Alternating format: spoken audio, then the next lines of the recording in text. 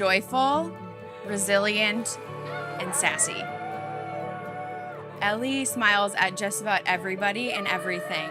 She likes swinging outside, she likes swimming, she likes going to the zoo and visiting her penguins because they're her penguins, they're nobody else's penguins.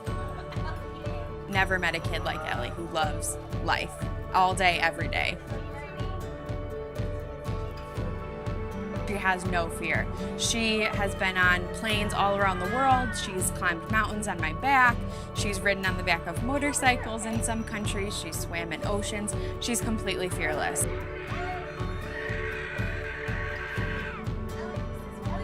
Ellie has spastic quadriplegia cerebral palsy. She has microcephaly, polymicrogyra, and epilepsy.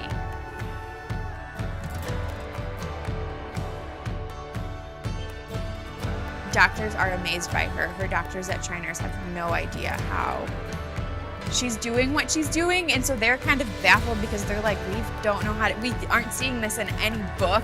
You know, there's no case like Ellie. There's nobody like Ellie in the whole world.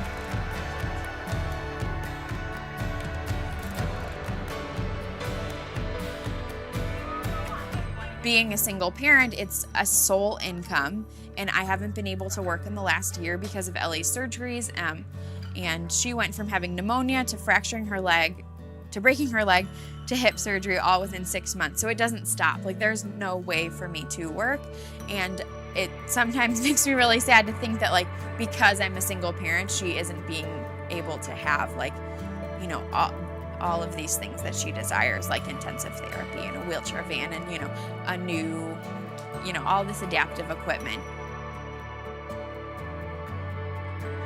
Ellie has taught me the biggest thing is to enjoy every second of every day. Sometimes you can get bogged down with the negativity of the world and the hard things that are going on in your life, but Ellie lives every single minute to the fullest.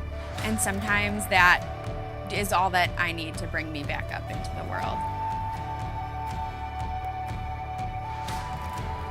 My dreams for Ellie's life is a life of no limits. I want her to know no boundaries to life, and that means that I have to adapt pretty much everything in life. So our family motto is adapt and conquer.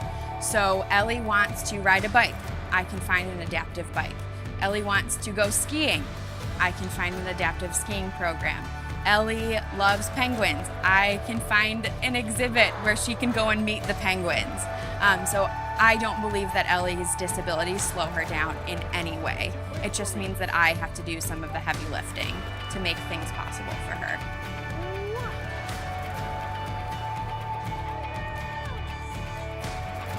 At Go Shout Love, we do amazing things for amazing families with kids on rare medical journeys.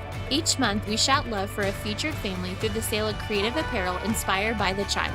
This month, we embrace the powerful message that our worth is found simply in being human.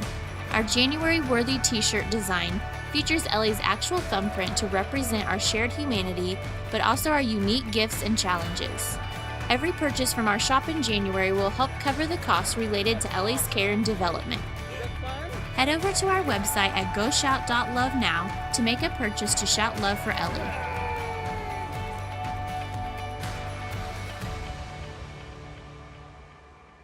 So in Ghana, you have to be 25 to adopt, you have to be married, and you have to be 21 years older than your child.